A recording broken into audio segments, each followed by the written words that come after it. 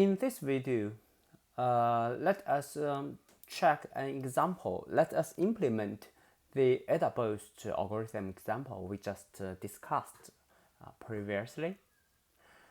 So instead of coding up those trivial details, I have prepared the data and the data generation and the single step ADA boost because this is simply to repeat and implement the steps we have discussed in the previous video. So here is our implementation of the algorithm.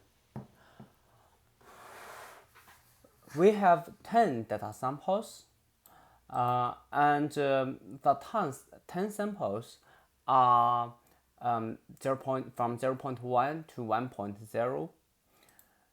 So let me insert code scratch. Okay. The function here is a NumPy's implementation of generating a range of numbers, but with the convenience that the step size can be numbers, can be raw numbers. A range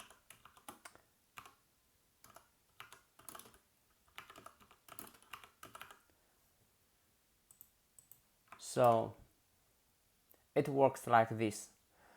Note that the higher end of the range is non-inclusive. So for the purpose of generating from 0.1 to 1.0, I need to set the endpoint a little bit more than 1.0. And here is our target value for those samples. And the sample weights are just O1 and O1 array of size 10, which is divided by 10.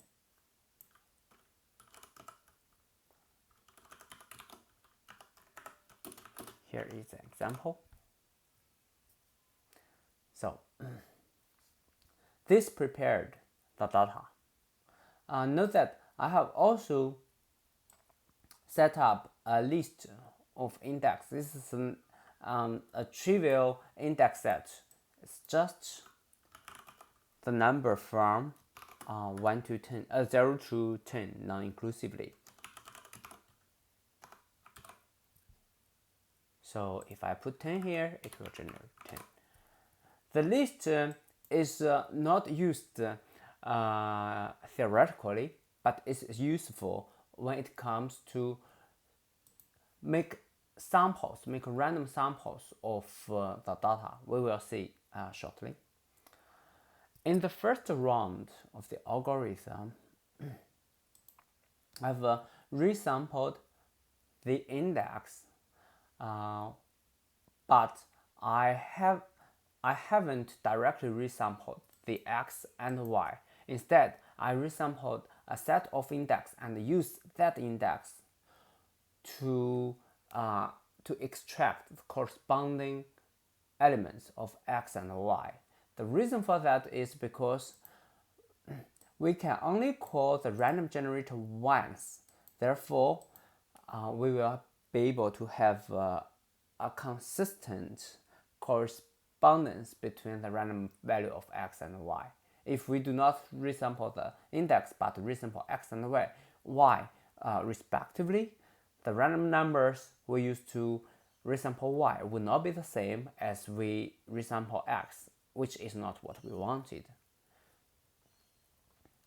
Also note that I think I have mentioned that in previous videos, but just a short reminder. This is a random generator of seed.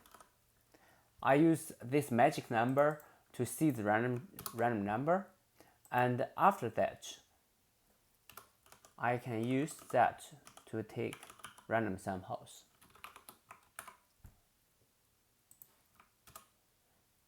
So because using a digital computer, one cannot actually do true random things. So all the random generator are generating some highly varying functions that change this value from time to time, and statistically those value resembles what we want in a random distribution. But as long as you have set up the seed, it always generates the same number. If we do not use the seed, you will see the return value of random generator differs from each time. Okay, so that is our random generator.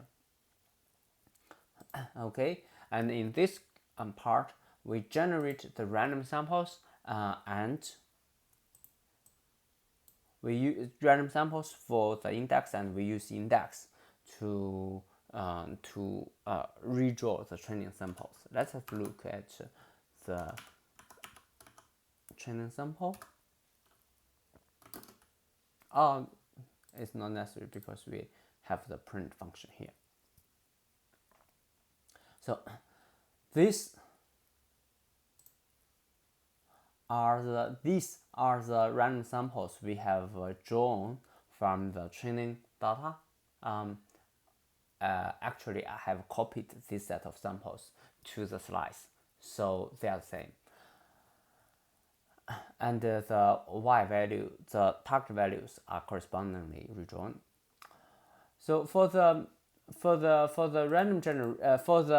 weak classifier, for the basis learner predictor, we have, as we have discussed, we will use decision stumps. But this is a special kind of decision trees where the maximum number of decisions to make is only one. So you have one level of decision, and then you have to decide on the left hand side and the right hand side of this decision you want to make whatever kind of prediction to fit the data. This is our decision tree. I just use the decision tree classifier that has come with scikit-learn.tree module. G0 will be a decision tree. Let us check the performance of G0 on the resampled X. Predict X resampled. Sorry. Here we have a error, and that is okay. I almost missed this point. This is the funny representation of the data. Actually, it does not change the information of the data at all, but it will change the way we present data. In this way, we add a new axis to an array and using exactly the same values in the array. In this way, we will create an array with one higher dimension. Why? Because the fit function will treat each row of an array as an independent data sample, so it accepts two-dimensional arrays. Although for each of the sample we only have one value, we have to treat this value as an independent row of a table. So in this way, we convert this one-dimensional array into two-dimensional array with one singular axis on each row. So let's check what we have get if we do the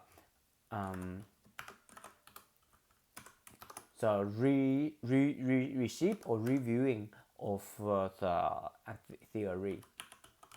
Sampled numpy new axis. Actually, you can use none here. So look, instead of the one-dimensional array, now we have two-dimensional array, and the second dimension is just a singular dimension to satisfy the function signature of prediction. Okay, let's use this as the input. Now, it generates the prediction for the resampled x. Look, this result is different from what we have observed on the slide. That is because I believe the resampled x has changed from the from my random seed of 42, and that is because I have reused the random generator in this demonstration. We can redo that and reproduce the result here, but we can do this later and investigate why the trend predictor behaves this way. It looks a little bit strange because it produces all one predictions, but if you investigate whatever has been what has been resampled from the training data, it makes sense. Because look, on whatever point it makes the threshold and do the cut. If it tries to cut here, maybe on this part, if it take care of those -1, and on that part it predicts +1, it will make 4 errors. Correspondingly, if it makes cut here, it will at least make 4 errors as well, and therefore it decide it might be as well just cut somewhere here, so that on this part it is negative, and on this part it predicts positive, and therefore it generated all positive predictions. We can continue from here. The algorithm will work correspondingly. Now we can compare this prediction, let's call that prediction, and let's compare this with the resampled y. So we have some I don't think we need the slide here. Now we have the resampled, we have the evaluation of this weak classifier on the resampled samples. We can take the sum of the errors. Look, now we have an error rate of 2. Then let it to be divided by the total number of the resampled array, and we have the corresponding error rate. Okay, because later, if you recall, we do need the slide here. If we recall the steps here, we need to update the sample weight, so it makes sense to keep a record of whether the predictor is correct on individual samples rather than only take the sum of it. So we can have another variable and take the individual error record in this variable. Let me change this a little bit here. So, because the values here are binary values, we can convert them into float numbers as type. We'll use as type, and we can type float here.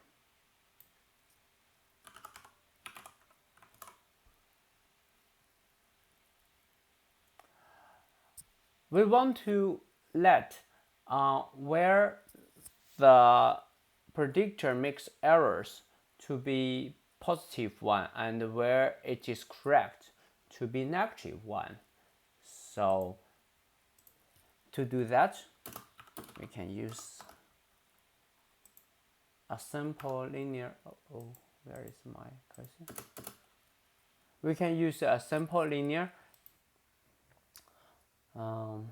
by subtract from the result of 7.5 and times it by 2.0. Now we have the corresponding -1 and +1, positive one, for the whether the error record on individual samples. Okay, so we have implemented this mechanism here, and the error rate, the summary error rate has been calculated here, and then we use this equation to calculate the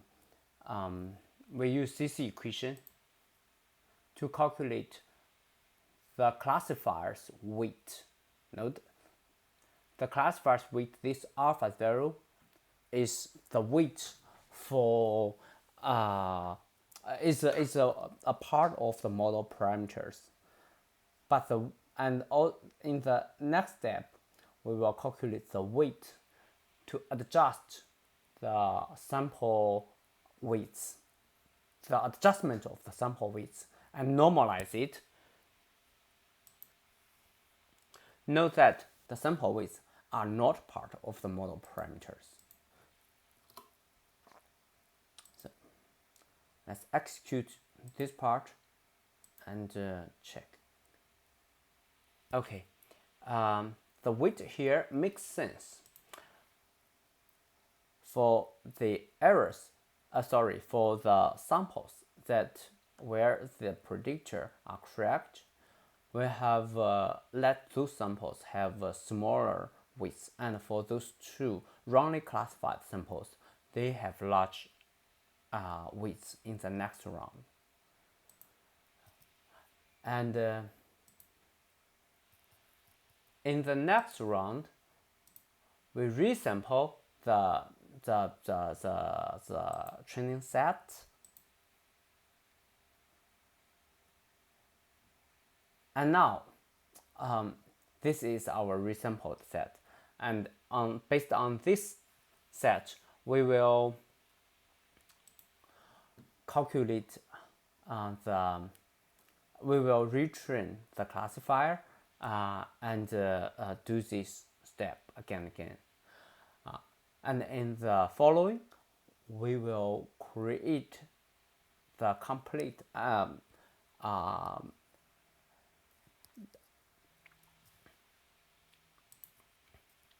we'll create a demo of the ADA-based training algorithm using the single steps. I would like to copy the resample steps here. Okay. And let us create a main loop of the training. So because it's an iterative algorithm, anyway, we will need a loop, and we will worry about the stop condition of the loop later. Maybe we can just iterate for a certain amount of times, or maybe we can continue training until we haven't make any errors on the training sample. Well, these are the resampled data, and we will need to create the weak classifiers. Let's not call them G0 because now it applies to generic iteration steps. Train weak classifiers. Let's resample the data. Okay. In the next, we will need to uh, calculate. Sorry, I have my cursor stop working.